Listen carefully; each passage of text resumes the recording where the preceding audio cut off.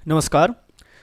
Madhya Pradesh general knowledge के series में आपका स्वागत है। नॉलेज ग्रुप की तरफ से मैं मोहित चौबे आपका स्वागत करता हूं। हम मध्य प्रदेश के तमाम महत्वपूर्ण पर्वत और चोटियों के विषय में पढ़ रहे थे। फिलहाल हमने विंध्या और सतपुड़ा माउंटेन्स के विषय में जाना था। आज हम बात करेंगे अरावली और दंडकारण्य पर्वत श्रेणियों की, जो मध्य प्रदेश में अपनी महत्वपूर्ण भूमिका निभाते हैं और आंशिक रूप से मध्य प्रदेश में इनका प्रभाव है। इसके अतिरिक्त जो भी महत्वपूर्ण चोटियां मध्य प्रदेश में हैं उनके विषय में भी हम जानेंगे। उम्मीद करते हैं कि मध्य प्रदेश से जुड़े इन महत्वपूर्ण पर्वतों के जो सीरीज़ है, जो वीडियोस हैं, आपको पसंद आ रहे होंगे और आप इनकी पीडीएफ्स अपने नोट्स के लिए ज़रूर हमारे टेलीग्राम ग्रुप से डाउनलोड कर रहे होंगे। आपसे हम लाइक, शेयर और सब्सक्राइब की आशा तो कर ही सकते हैं। अगर आपको वीडियो अच्छा लगता है तो ज़रूर करें। बात करते हैं अरावली पर्वत की। अरावली दो शब्दों से मिलकर बना है, अरा और वली, जिसका अगर हम शाब्दिक अर्थ निकालें तो अर्थ होता है चोटियों की रेखा। तो अरावली काफ़ी लंबी पर्वत श्रेणी है, तो बिल्कुल चोटियों की रेखा हम इसको कह सकते हैं। अरावली पर्वत की बात करें तो ये उत्तर पश्चिम भारत में एक पर्वत श्रृंखला है। हम डायरेक्शंस के बारे में अच्छे से जानते हैं, तो यह मध्य प्रदेश के पास और भारत के उत्तर पश्चिम में एक पर्वत श्रृंखला है। लंबाई लगभग 692 किलोमीटर हो जाती है और अगर हम मील्स में देखें तो ये 430 मील के लगभग होती है। विस्तार इसका दिल्ली से लेके गुजरात तक ये फैला हुआ है। और हम जानें कि इसमें कौन कौन से राज्य आते हैं, तो दिल्ली, हरियाणा, राजस्थान और गुजरात, ये तमाम राज्य जिसमें इसका विस्तार है। दिल्ली में एक महत्वपूर्ण स्थान है रायसेना। रायसेना की पहाड़ियाँ, रायसेना हिल, इस पर अंतर्राष्ट्रीय डायलॉग्स भी होते हैं।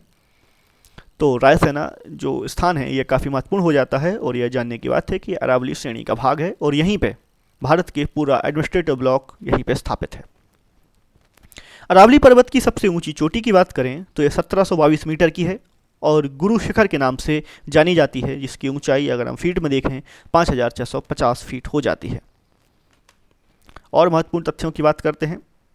यह सबसे पुराना पहाड़ है, सबसे पुराना फोल्ड माउंटेन है। ये आर्कियन रॉक ग्रुप का ये हिस्सा है। हम जब रॉक ग्रुप्स के बारे में जानें तो आर्कियन चोटियाँ, आर्कियन पहाड़ वो पहाड़ होते हैं जो सबसे पहले बने थे। यह वह रॉक्स हैं, वह चट्टानें हैं जो विश्व के या पृथ्वी के निर्माण के साथ अस्तित्व में आए। इनके अगर हम काल की बात करें तो ये प्री कैम्ब्रियन युग की चट्टानें हैं। क्योंकि ये बहुत पुरानी हैं तो यहाँ पे बहुत ही कठोर और काफ़ी उम्दा किस्म के मिनरल्स या खनिज यहाँ पे मिलते हैं, जैसे कि क्वार्ट्ज़ाइट और मार्बल। यहाँ से कुछ महत्वपूर्ण नदियाँ भी निकलती हैं, जैसे लूनी और साबरमती। लूनी नदी की बात करें तो यह पुष्कर की घाटी से निकलकर और कच्छ के रण में विलीन हो जाती है। वहीं साबरमती नदी की बात करें तो ये उदयपुर से निकलकर और खंबात की खाड़ी में विलीन हो जाती है। यहाँ पे हम जनजीवन की बात करें तो यहाँ पे मुख्य रूप से तेंदुआ और अरावली के गिद्धड़ों के लिए ये महत्वपूर्ण निवास स्थान है। यहाँ पे एक प्रोजेक्ट चलाया जा रहा है जिसका नाम है ग्रीन वॉल ऑफ इंडिया। यह मुख्य रूप से प्रदूषण के लिए एक बफर जोन के रूप में कार्य करेगा। बात करें the great green wall of Aravalli की तो गुजरात से दिल्ली तक होते हुए शिवालिक तक लगभग 1600 किलोमीटर लंबा और 5 किलोमीटर चौड़ा ये ग्रीन इकोनॉमिक कॉरिडोर है। यहाँ लाखों पेड़ लगाए जाने की परियोजना है। यह एक अनुसरण किया गया है, इसका अनुसरण अफ्रीका के ग्रेट ग्रीन वॉल ऑफ सहारा से। एक इस तरीके से बफर जोन है। सबसे पहले हम बफर शब्द को समझ लेते हैं। बफर वो एक ऐसी बफर जोन, मतलब ऐसा एक जोन जो दो जोन्स को सेपरेट करते हुए और किसी अनवांटेड चीज़ को, अनपेक्षित चीज़ को एब्जॉर्ब कर लेता है। यह भी प्रकृति से प्रदूषण को एब्जॉर्ब करने का एक महत्वपूर्ण जोन है। और हम जानते हैं कि दिल्ली के क्षेत्र में काफ़ी प्रदूषण हो जाता है। प्रदूषण काहे का होता है? औद्योगिक प्रदूषण जो कि लगभग 51% है, वाहनों से होने वाला प्रदूषण जो लगभग 27% है, फसल जलने से होने वाला 8% और दिवाली आतिशबाजी के दौरान 5%। लोकेशन की बात करें, इसकी अवस्थिति की बात करें तो यह विंध्य पर्वत के निकट ही गुजरात से दिल्ली तक फैला हुआ है। इसकी सबसे ऊंची चोटी हमने गुरु शिखर जानी और इसके बारे में एक और महत्वपूर्ण तथ्य कि माउंट आबू में स्थापित है और जो माउंट आबू है यह इस क्षेत्र का सबसे महत्वपूर्ण टूरिस्ट प्लेस है। ये मालवा के जो नॉर्थ वेस्ट, जो उत्तर पूर्वी भाग है, वहाँ तक टच करता है। इसलिए ये मध्य प्रदेश के लिए महत्वपूर्ण हो जाता है। इसका मुख्य एक्सटेंशन की बात करें तो ये राजस्थान में है, और अरावली की ही वजह से, ये अरावली की ही देन है कि राजस्थान में कम वर्षा होती है। जो भी मानसूनी पवनें यहाँ से उठती हैं वह अरावली से टकराते हुए अरावली के पैरेलल, अरावली के समांतर दिल्ली की तरफ चली जाती हैं और राजस्थान की तरफ नहीं जा पाती। और आगे बात करते हैं, अगला पर्वत है दंडकारण्य, जो कि बस्तर सीरीज के अंतर्गत, बस्तर श्रेणियों के अंतर्गत आता है। तो यहाँ तक आने तक आपको लेक्चर अच्छा लगा हो तो प्लीज़ लाइक शेयर सब्सक्राइब जरूर कर लें, जिसमें आगे जो भी हम वीडियो आपके साथ शेयर करें उसकी जानकारी आपको जल्द से जल्द मिल जाए। तो दंडकारण्य माना जाता है कि एक दंडक नाम के राक्षस का निवास स्थान हुआ करता था।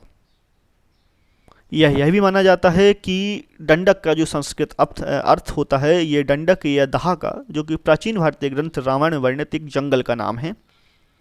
एक और अवधारणा के अंतर्गत यहाँ पर रावण का गवर्नर खारा का यह एक प्रांत है जहाँ पर रावण की तरफ से वह शासन किया करता था। दंडकारण्य की बात करें तो इसकी पहचान छत्तीसगढ़ में बस्तर संभाग के लगभग एक क्षेत्र के रूप में की जाती है।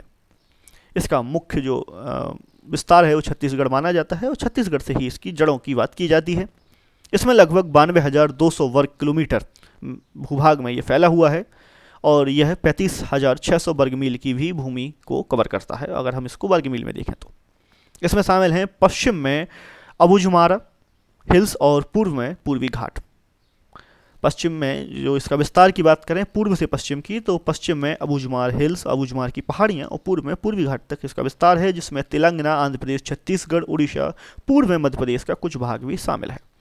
मैप के माध्यम से जानें तो हम ये देख सकते हैं, यहाँ पूर्व में मध्य प्रदेश के पूर्वी भाग में, जो कि लगभग मंडला और जबलपुर क्षेत्र तक ये आ जाता है, तो यहाँ तक ये मध्य प्रदेश में फैला हुआ है।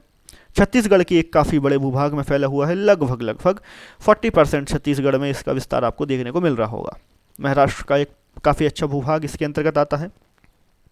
यहाँ पे आंध्र तेलंगाना वाला जो क्षेत्र है यह भी इस क्षेत्र में आ जाता है, उड़ीसा को भी ये कवर करता है। अब कुछ और महत्वपूर्ण चोटियों की बात कर लेते हैं। तो मध्य प्रदेश की और महत्वपूर्ण पहाड़ियाँ और चोटियाँ जिनके बारे में हम जानेंगे, तो सबसे पहले हम बात करते हैं गुडविल सद्भावना शिखर, जो कि दमोह में स्थापित है। दमोह की लोकेशन ये रही, दमोह जिले में सद्भावना शिखर पाया जाता है। इसकी ऊंचाई 752 मीटर है, और यह विंध्याचल पर्वत श्रेणियों की सबसे ऊंची चोटी भी है। अमरकंटक की पहाड़ियों की बात करें तो यह मध्य प्रदेश के पूर्वी क्षेत्र में, जहाँ से नर्मदा और सोन नदियाँ निकलती हैं, तो अनूपपुर में ये अमरकंटक की पहाड़ियाँ पाई जाती हैं। यह मैकाल क्षेत्र की मैकाल श्रेणियों का भूभाग है, और इसकी ऊंचाई 1142 मीटर है। मैहर माउंटेन्स की बात करते हैं। मैहर माँ शारदा का स्थान, जहाँ हमें बिल्कुल याद होगा कि हम कई सारी सीढ़ियाँ चढ़कर माँ शारदा के द्वार पहुँचते हैं। तो अब हम जब वो सीढ़ियाँ चढ़ेंगे तो हमें पता चलेगा कि हम 527 मीटर समुद्री तल से ऊंचाई को चढ़ चुके हैं। जो ये ऊंचाई है किसी भी पहाड़ या पर्वत की, वह समुद्री तल से ली जाती है, तो मैहर पहुँचने में हम समुद्र तल से 527 मीटर ऊपर आ जाते हैं। यह स्थापित है सतना में, आप इसकी लोकेशन देख सकते हैं। धूपगढ़, जो कि एक महत्वपूर्ण और साथ ही साथ मध्य प्रदेश की सबसे ऊंची चोटी है, होशंगाबाद में स्थापित है। होशंगाबाद की लोकेशन ये रही, होशंगाबाद जिले की। होशंगाबाद जिले के आसपास आपको और कई जिले भी देखने मिल जाएंगे। नीचे बैतूल, छिंदवाड़ा, इसके साथ पूर्व में नरसिंहपुर, उत्तर में रायसेन, उत्तर पश्चिम में सीहोर, फिर हरदा। इस तरीके से होशंगाबाद इन तमाम जिलों से, और सागर एक तरीके से पूरे में जो घिरा हुआ है। तो होशंगाबाद की बात करें तो जो ये धूपगढ़ है, ये पचमढ़ी, जो कि मध्य प्रदेश का एक महत्वपूर्ण हिल स्टेशन है, वहाँ पे 1350 मीटर की एक चोटी है, और साथ ही जो मैंने बताया कि मध्य प्रदेश की सबसे ऊंची चोटी भी है। मालवा क्षेत्र घूमने चलते हैं, और इंदौर मध्य प्रदेश की औद्योगिक राजधानी, यहाँ पे दो महत्वपूर्ण चोटियाँ पाई जाती हैं। एक का नाम है सिगर, दूसरे का नाम है जानापाव। सबसे पहले हम सिगार की बात करते हैं, क्योंकि यह मालवा क्षेत्र की सबसे ऊंची चोटी है, जिसकी ऊंचाई हो जाती है 881 मीटर। महत्वपूर्ण बात यह है कि यहाँ तक विंध्याचल श्रेणियों का ही विस्तार है। इसके बाद नर्मदा के नीचे से सतपुड़ा श्रेणियाँ स्टार्ट होती हैं। जानापाव पहाड़ियों की बात करते हैं, यहाँ से चंबल नदी निकलती है, और इसकी ऊंचाई हो जाती है 854 मीटर, जो कि मालवा इंदौर का महत्वपूर्ण भूभाग है। और भी महत्वपूर्ण चोटियों की बात करें तो सबसे पहले नाम आता है सिद्ध बाबा। यह 1172 मीटर की चोटी भांडेर श्रेणियों में पाई जाती है, जो कि विंध्य पर्वत का भूभाग है और यह बुंदेलखंड की सबसे ऊंची चोटी है। धार माउंटेन्स की बात करें तो यह बिल्कुल विंध्याचल माउंटेन्स के धार में पाई जाती है और इसकी जो ऊंचाई है 828 मीटर। धजारी पीक की बात करें तो ये 810 मीटर की ऊंचाई में विंध्याचल मालवा क्षेत्र का एक महत्वपूर्ण पर्वत है। कटवा के पहाड़ की बात करें 576 मीटर की ऊंचाई का विंध्याचल माउंटेन का एक महत्वपूर्ण पर्वत है। करिया पहाड़, नाम से करिया लेकिन 572 मीटर, अगर ऊंचाई के क्रम में देखें तो यह यहाँ पे 5वें स्थान पर है। मध्य प्रदेश में 5वें स्थान नहीं, जो सूची है इसमें 5वें स्थान पर है, जो कि लच्छीपुरा विलेज खरगोन डिस्ट्रिक्ट में पाया जाता है। उसके बाद बात करेंगे हम चंदिया हिल्स की, जो 420 मीटर जिसकी ऊंचाई है और उमरिया डिस्ट्रिक्ट मध्य प्रदेश में ये पाई जाती है। चिरैया के पहाड़ की बात करें तो 420 मीटर इसकी भी ऊंचाई है और दुधियन खेड़ा टीकमगढ़ में यह पाया जाता है। गिड़कुल पर्वत की बात करें तो 416 मीटर की ऊंचाई के साथ टीकमगढ़ मध्य प्रदेश में ये पाया जाता है। माधवगढ़ की पहाड़ियाँ जो सतना क्षेत्र में पाई जाती हैं और इनकी ऊंचाई है 410 मीटर। मरिया की पहाड़ियाँ जो सीतापुर टीकमगढ़, एक बार फिर टीकमगढ़ का नाम आ गया, बहुत सारी पहाड़ियाँ हैं जो टीकमगढ़ क्षेत्र में हैं, तो यह है 403 मीटर इसकी ऊंचाई। बिल्कुल आप इन पहाड़ियों के विषय में और जो भी जानते हैं वो कमेंट बॉक्स में लिखकर अपना साथ ही साथ अपने दोस्तों का ज्ञान बढ़ा सकते हैं। अगर किसी प्रकार का आपको करेक्शन लगता है तो आप वो भी कमेंट करके बता सकते हैं और जो भी पहाड़ियाँ आपको महत्वपूर्ण लगती हैं उनके विषय में भी आप जानकारी कमेंट बॉक्स में लिखकर बढ़ा सकते हैं। उम्मीद है कि मध्य प्रदेश से जुड़े जो आज हम तमाम पर्वत और चोटियों के विषय में अपने लेक्चर्स को यहीं पे समाप्त करेंगे और अगला टॉपिक हम नेक्स्ट टॉपिक के साथ अगला वीडियो बनाएंगे। तो आप टेलीग्राम ग्रुप से इस संबंधित वीडियो की PDF डाउनलोड करना ना भूलें और साथ ही लाइक शेयर सब्सक्राइब करना भी ना भूलें। धन्यवाद और उम्मीद है कि आपको ये लेक्चर अच्छा लगा हो।